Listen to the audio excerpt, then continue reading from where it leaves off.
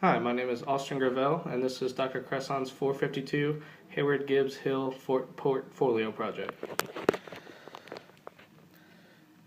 What we were given were 18 stocks that we have in a portfolio at Southeastern. Those stocks consist of AT&T, Bristol-Myers Squibb, CenterPoint Energy, Cisco Systems, Comcast Energy, ExxonMobil, Home Depot, IBM, Johnson & Johnson, Krispy Kreme, Fetzer, Qualcomm, SAP SE, Texas Instruments, Tyson, Verizon, and 3M.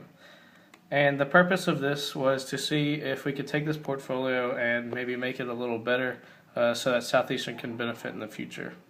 So the first thing I did was I found the return of these stocks over the last 5 years to evaluate their performance. I found the returns over the last 5 years, and I took them, and the first thing I did was to find the risk of each stock. I used the standard deviation because I'm going to be using the Sharpe ratio later on.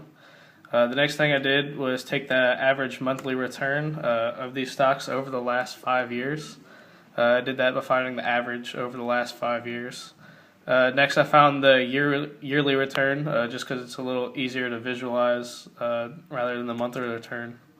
And the way I evaluated these companies was I used the Sharpe ratio, which is the standard deviation, which is risk, and the yearly return. And I took that, and basically you divide the yearly return over the risk, and you get what's known as the Sharpe ratio.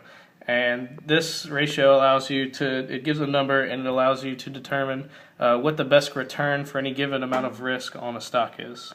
Finally, I ranked them 1 to 18, since there were 18 companies, to find basically the best bang for your buck for these stocks. So the number one was Home Depot. It had an average yearly return of 21%, had a Sharpe ratio of over 4, is the only one over 4. Next was Bristol-Myers Squibb, then Comcast. Next was Fetzer, then Verizon, Texas Instruments, Johnson & Johnson, 3M,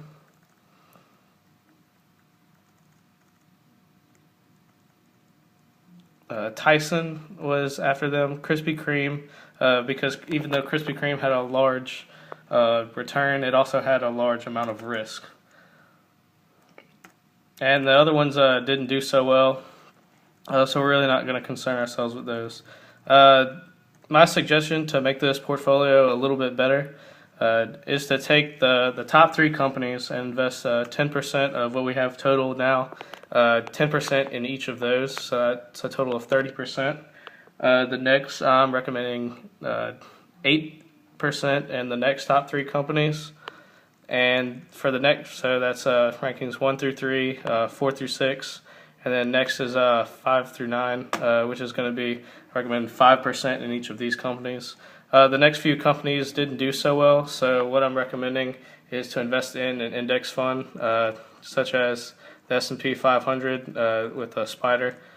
Those average about 10% a year, which is better than the returns on the ones that didn't make the cut of these. And they also have a lower amount of risk because they're based on S&P 500, so they're more diversified than investing in an initial stock. So that's my suggestion, and I hope you like it. Thank you.